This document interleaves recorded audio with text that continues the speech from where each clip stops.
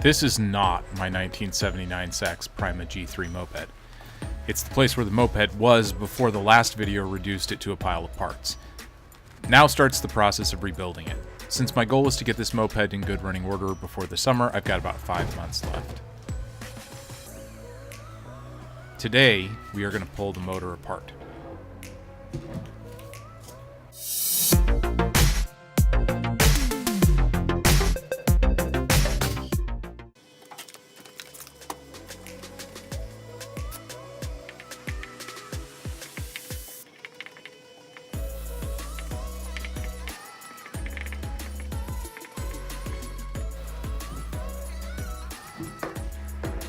This is the most important part of the build.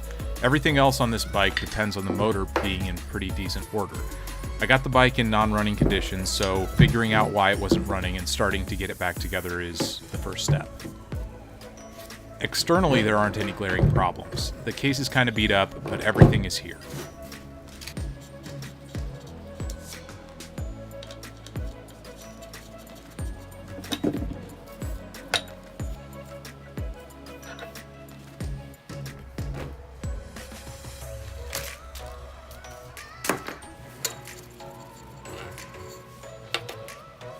These are the bolts that held the motor on. I'm going to have to replace the rubber bushings. They're in pretty rough shape.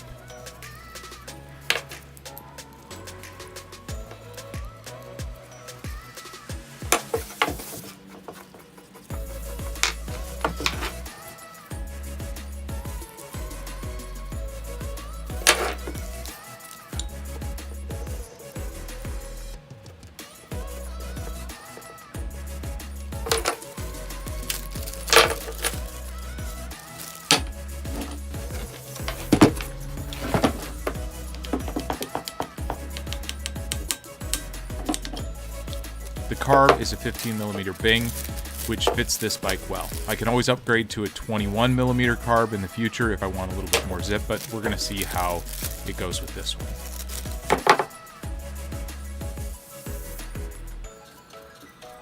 A new spark plug definitely goes on the list.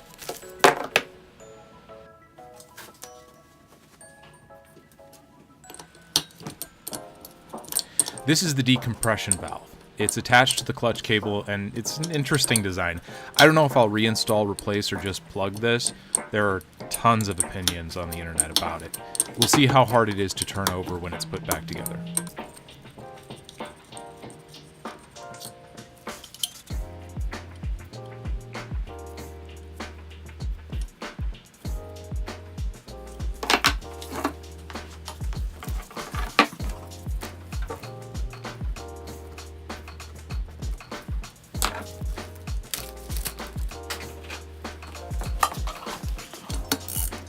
The intake tube comes off with 2 bolts.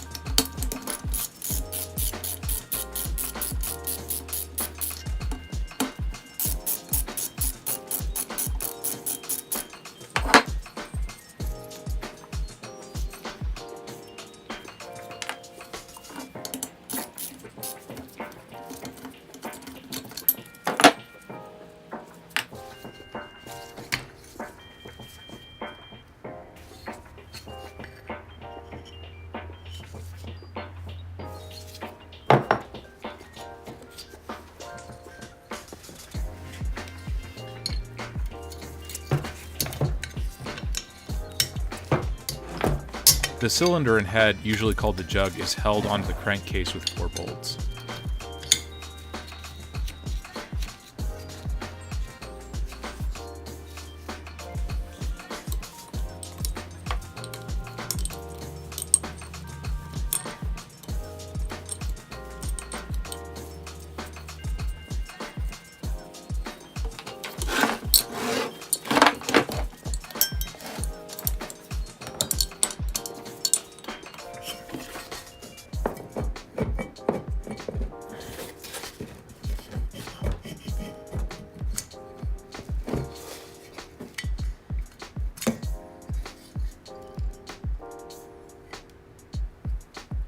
The piston looks pretty good. The rings are a bit stuck, but that's easily fixed.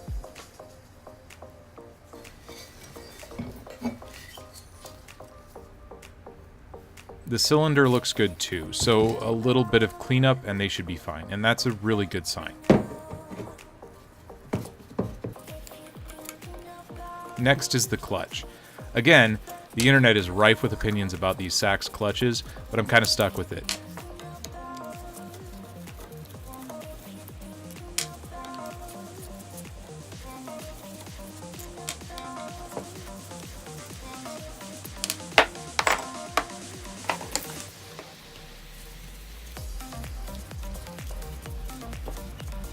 It looks like there's stuff missing here, but I took out the arm when I pulled the clutch cable.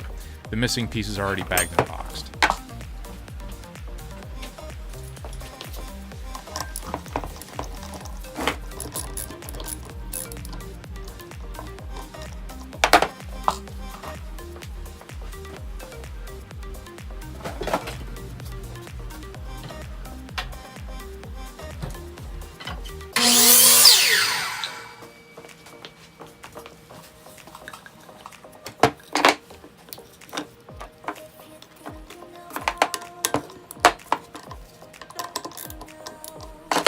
Alright, this is the point at which it makes sense to make a tool. Inside of the repair manual for this motor, there's a piston yoke. That's easy enough to make with a bit of plywood and a saw.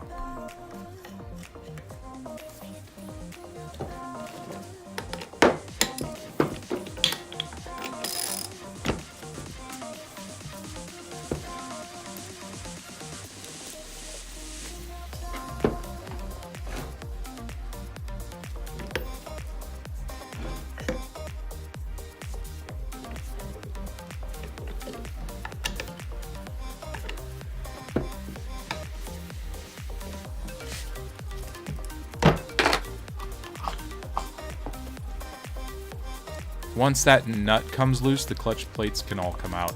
As far as I know, this clutch was working fine, so I'll try to keep everything in good order.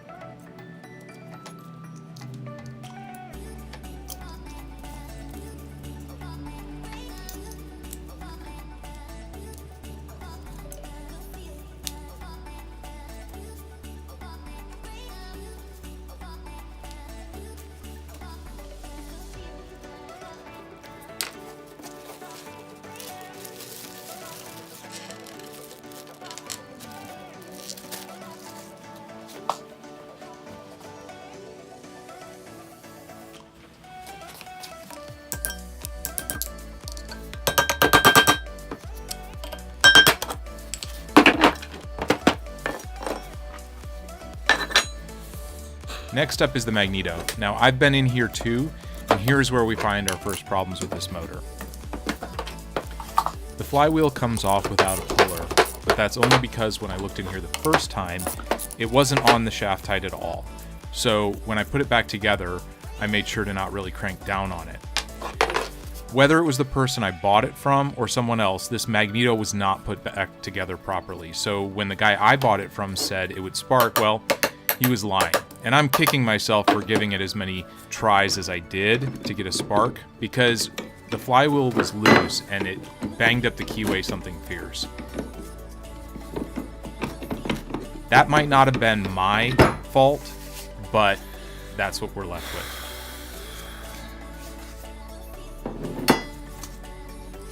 Have you noticed the really big problem though? The points are missing. This thing would only spark if you hit it with a hatchet. Moving on though, we'll pull the stator plate and put a new Woodruff Kia new points on the to buy list. Full confession, the stator plate was loose when I looked in here earlier too. I already replaced the stator plate screws. I didn't want the coils getting ruined while I was moving things around.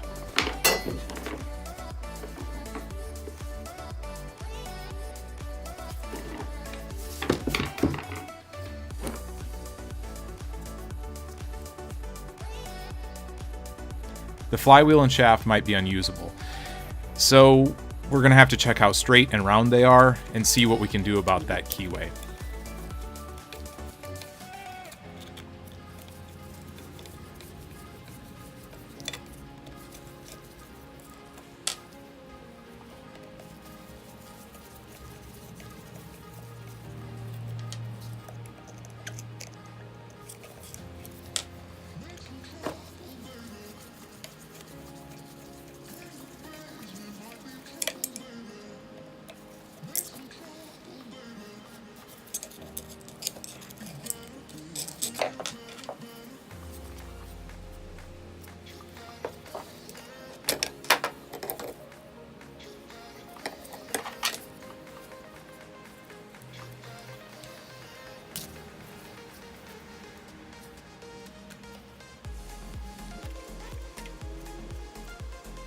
I need to label all of these wires. There are only 3 coming out of the Magneto, and they all go into a beefy 4-way plug.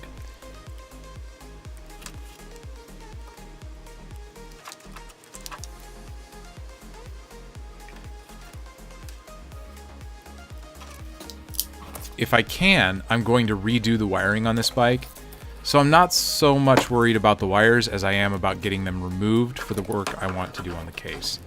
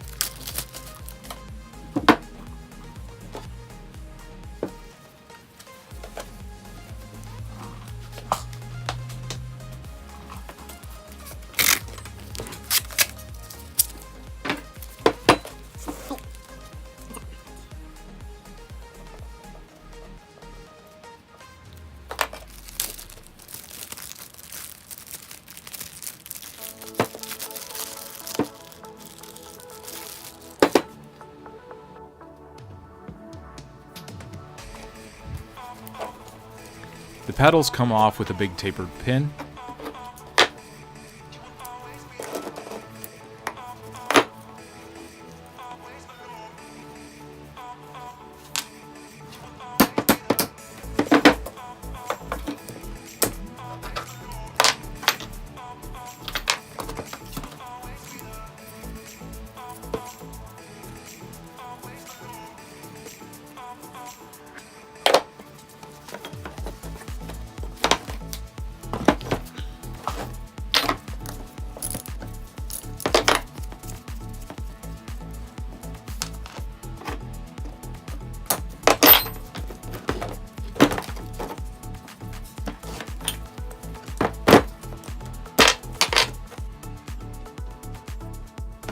There are 15 bolts holding the 2 parts of this case together, and this is the last one.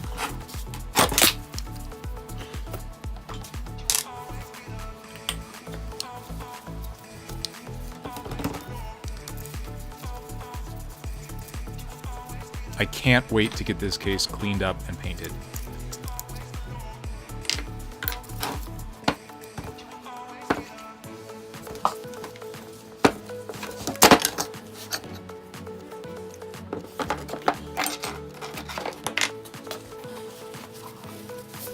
And there we go. The gears are revealed. They look fantastic, nothing warped or broken. They mesh perfectly and they're all covered in oil. So that's a pretty big win. Everything gets bagged, boxed, and we're on to cleaning up the case next time.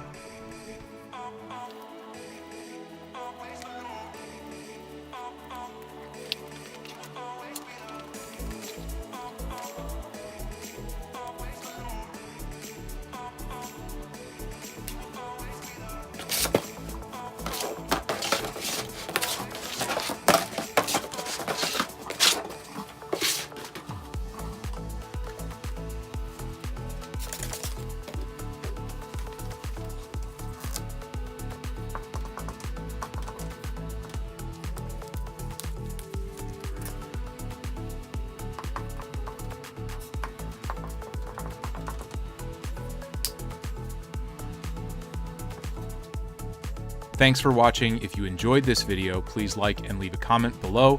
And if you'd like to see more videos like this, please subscribe.